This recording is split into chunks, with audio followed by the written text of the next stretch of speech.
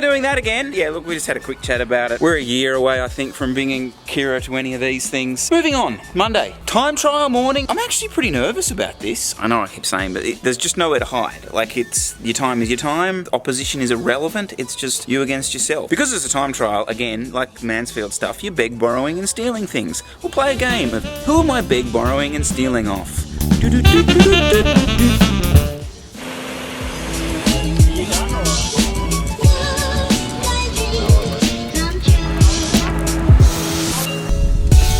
Okay, so just signed on, all good and well. They are doing time trial by spec checks, so putting it in that jig to see if it fits all the regulations.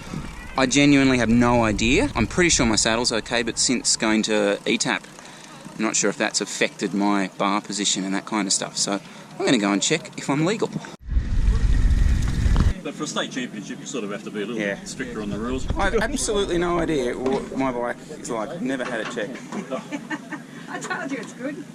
If you want, yeah, you don't have to. You can move your handlebars. See, this is interesting because I've gone to ETAP. I used to have the shifters coming all the way out, and they would have come to there. And you count that, don't you? Yeah, that's right. Yeah. So now you can move your handlebars. So now I can come further forward. There's an ad for ETAP. Because of the blips, you no longer have the shifters sticking out from the end of the bars, and that actually counts as part of the measurement. So obviously now with a blip, there's not 10 centimetres extending off the front, and I can now move my bars. I'm well legal, and I can move my bars way further forward if I want to, which I don't think I do. So bike is legal. Let's go warm up. We're about to get this underway. Here we go. Watch out. Watch out for this bloke over here. There he is. There's your favourite over there. Yeah, so it's just over 20 Ks, an FTP test. So I'm going to try and aim for kind of 330-ish. Did a sub-threshold on this at 310 the other day, but we'll see what happens on race day. Apart from that, get my stuff together and get out there. Let's go. So tell us your name. Kennedy Daly. I'm a cyclist for Orange Cycle Club. And what's your favourite type of cycle? Track cycling. I want to be the next Adamise. Want to say hi to Chris? Hi, Chris.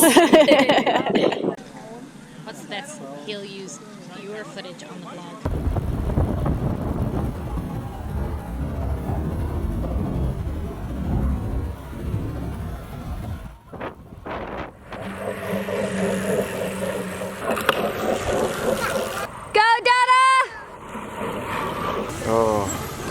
Yeah. So, first time trial? Yeah. Thoughts? Well, that was interesting. Is Dan going to be proud of us? Oh, probably not. Probably not. Gone down in the bottom of the hill, dropped the chain, and because the guy in front, he dropped his chain, said he could restart. I got to the bottom of the hill, turned around, came back up, so he asked the commissaire, so I walked further up. He said, no.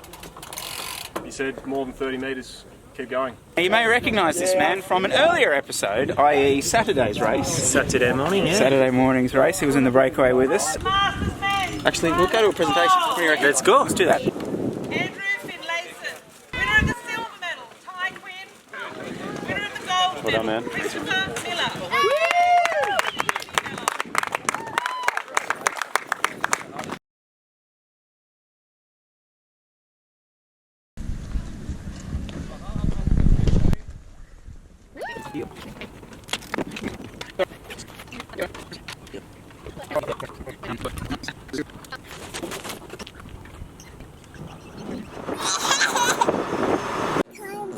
So do you want to talk about traveling with kids? Yes.